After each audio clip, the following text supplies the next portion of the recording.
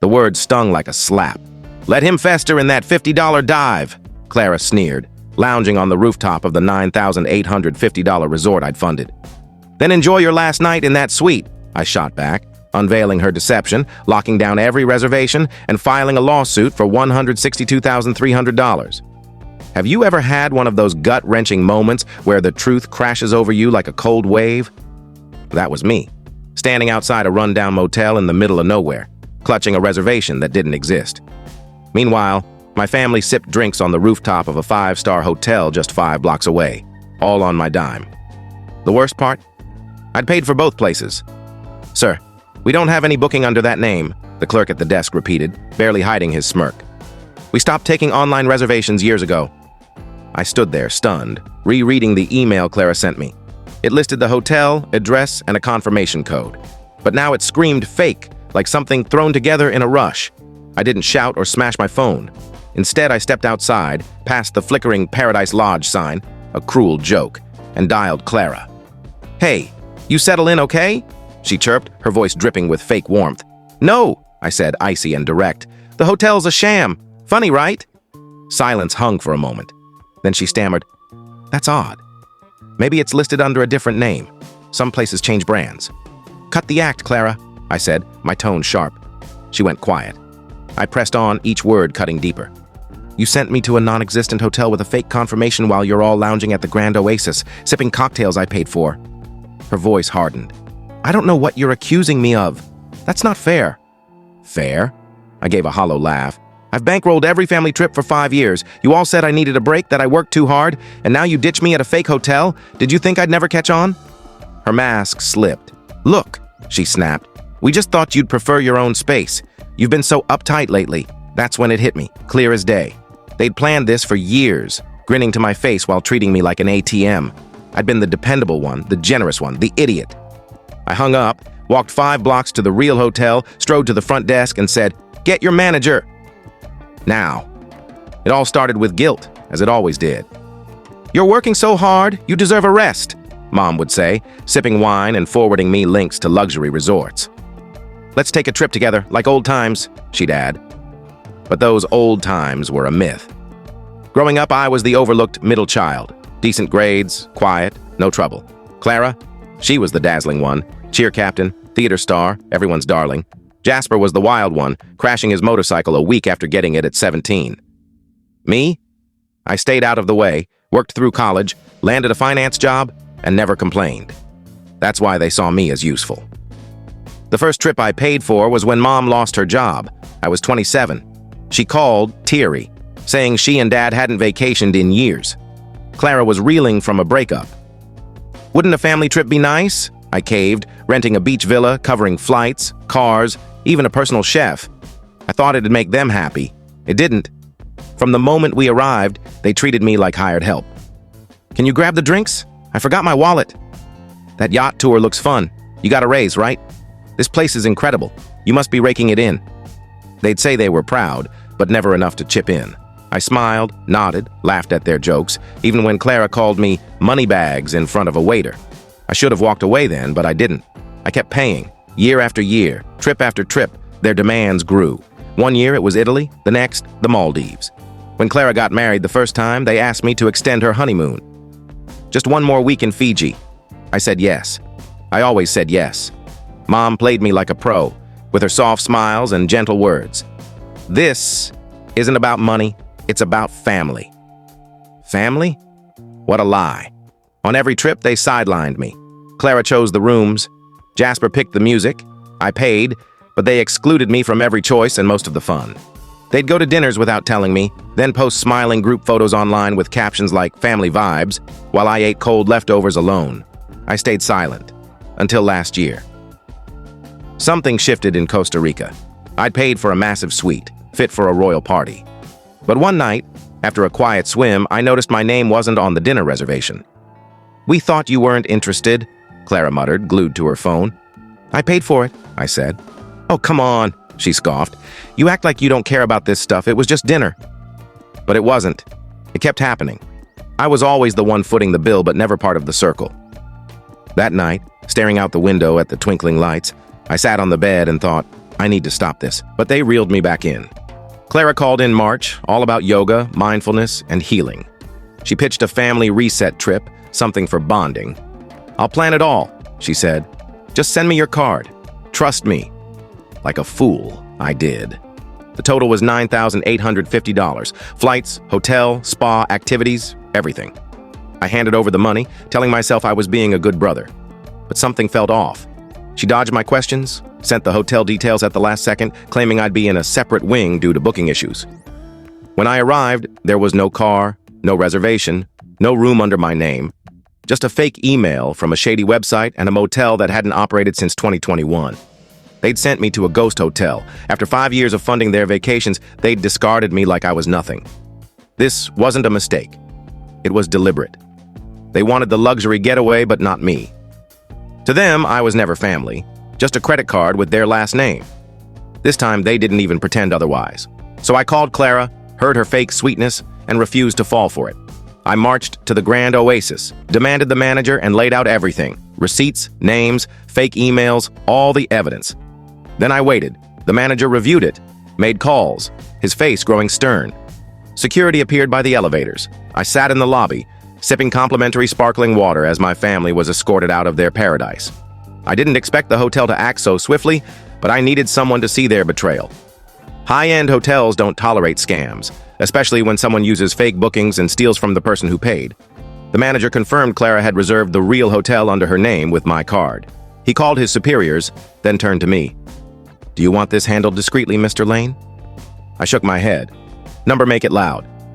I was at the hotel bar, nursing a whiskey sour, when it all unfolded.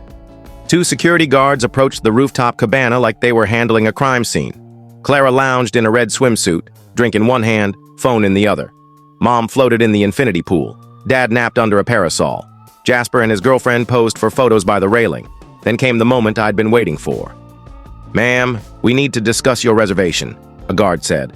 Clara pushed up her sunglasses, laughing lightly, like they'd mistaken her for someone famous. "We're in the middle of something. Can it wait?" "No, ma'am. You need to come with us now." The rooftop fell silent. Mom stood in the pool, frowning. "Is there a problem?" she asked. "Yes," the manager replied, stepping forward.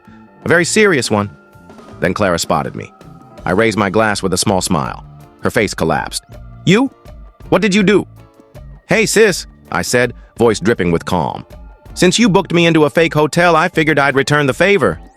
"What are you talking about?" she snapped, standing now, dripping with lotion and arrogance. "This is just a misunderstanding. You said you wanted space." "No," I corrected. "I said I'd pay for a family trip. I didn't agree to be dumped in a sketchy motel while you enjoyed my money here." I didn't lie. I pulled out my phone and played the recording. Clara's voice echoed, "We just thought you'd prefer your own space." "You've been so uptight lately." Gasps rippled through the crowd. Did other guests actually hiss at her? Jasper froze. Mom muttered, "No, no, no," shaking her head in the pool. Clara lunged toward me. "You recorded me? That's low. And you stole my money," I said coolly. "You booked this resort with my card, lied, and sent me to a dump like I was disposable." The manager stepped in. "Mr. Lane has provided evidence of fraudulent booking. All guests under this reservation must leave immediately." "What?" Mom shrieked. "You're kicking us out?" Clara looked ready to combust. "You're loving this, aren't you?" "Absolutely," I said, unflinching. "You're vile," she spat. "After all we've done for you." "Oh, spare me," I cut in. "You've done nothing but use me. You wanted a human ATM with your last name. I was stupid enough to let you." "You're blowing this out of proportion," Dad barked, finally speaking. "Families don't do this." "Exactly," I said. "Real families don't lie, exclude, or dump someone in a fake hotel." He tried to argue, but the guards were already ushering them to pack. Clara screamed when they touched her luggage. "I paid for this trip." "No," I said. "I did. And it's done." She glared like I'd destroyed her world. "I hope you're satisfied," she hissed. "I'm free," I replied. "That's better." 10 minutes later, I watched from the hotel's glass doors as they left, furious and humiliated, dragging their designer bags and shattered pride. The best part? The hotel let me stay, upgraded my room, and comped it. When you expose liars with proof, people pay attention. That night, Clara texted, "You made your point. Can we talk?" Mom's crying. "You okay with that? This is low, even for you." I didn't reply. Instead, I posted a photo to the family chat. Me in the rooftop pool, sunset blazing behind me. Caption, vacation's just beginning. I slept like royalty, not just because the suite's bed was heavenly, but because the noise was gone. No fake smiles, no demands, no guilt. They were out, escorted by security like common crooks. I stayed, savored the meals they'd booked, used their spa appointments, drank their champagne. Every couple's massage or robe-clad guest by the pool reminded me of Clara's tantrum as she was removed, and I grinned. But what came next blindsided me. Calls from Mom, Dad, Clara. Then a group voicemail, like a rehearsed sob story. "We just want to understand," Mom said, voice trembling. "You didn't have to shame us," Clara added, her tears sounding forced. "We're family," Dad finished, weary. "This isn't how we fix things." I deleted it halfway through. Then I did something unexpected. I texted them. "Next time you expect me to fund your vacation, at least pretend I'm invited. Never mind, there won't be a next time." Then I blocked them all. 2 days later, I checked out, relaxed and proud. Back home, I transferred every cent from the family savings account I'd maintained into my own and cut off access to the car Clara had been driving for years. It felt like closing a chapter I was finally done with. Then came the messages. Cousins, old friends, even an aunt I hadn't spoken to since I was a kid. "You did the right thing," one said.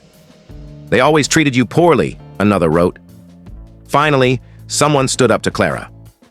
Apparently, their golden status wasn't universal. People had seen me bankroll everything while being sidelined, and now they were rooting for me. Then came the bombshell. A message from an unknown number. "Hi, I'm Hannah, Clara's daughter. I think we should meet." I froze. Clara? A daughter? She'd always sworn off motherhood, claiming it would ruin her figure. The message continued. "She gave me up for adoption 21 years ago. I just found her and you. I think you're my uncle." My heart raced. It seemed impossible, but then I remembered Clara's study abroad semester at 21, Mom's evasiveness, Dad's silence. It was a cover-up. I replied, "Where are you?" She was real, not asking for money or drama, just answers. We met at a cafe. She had Clara's sharp features and hazel eyes, but a kinder, softer demeanor. "I'm not here for anything big," she said, clutching her coffee. "I just want to know my roots." I told her everything. Clara's scam, the trips, the lies. She didn't defend her. Instead, she said, "You deserved better. I'm sorry." Then she slid a small box across the table. "What's this?" I asked. "My adoptive dad passed recently. He was a lawyer. He kept this for me." Inside was a folder with legal papers and a handwritten note from my grandmother, who died 5 years ago. The one who sent me secret birthday cards with $20 and called me her quiet favorite. The note read, "If you're reading this, Clara's lies have gone too far. The truth always surfaces. Everything I have, money, property, house, goes to Evan. He never asked. He only gave." My hands shook. "This is real," I whispered. Hannah nodded.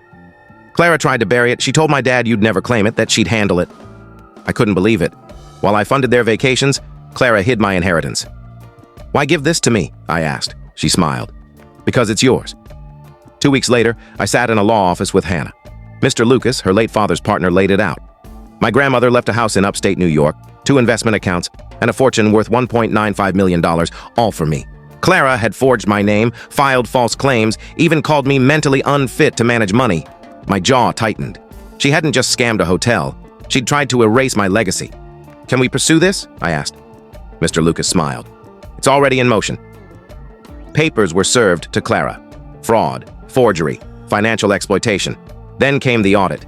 Every charge on my card, every booking, dinner, spa visit, every cent they spent was evidence. The total, $162,300. I named Mom, Dad, and Jasper in the suit. They knew and still spent.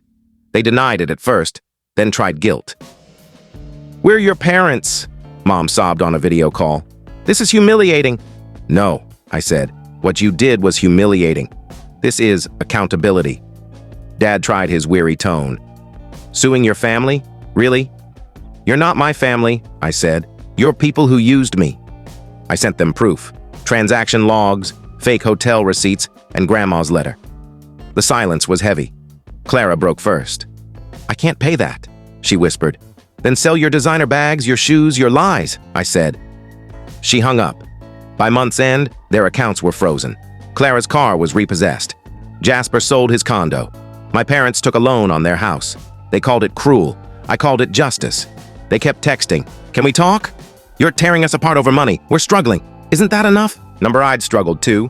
When they laughed over dinners I paid for but wasn't invited to. When they sent me to a fake hotel while they lounged in luxury. Now they were facing their choices, and I was free. I used part of the inheritance to buy a lakeside cabin. No Wi-Fi, no noise, just peace. Hannah visits sometimes.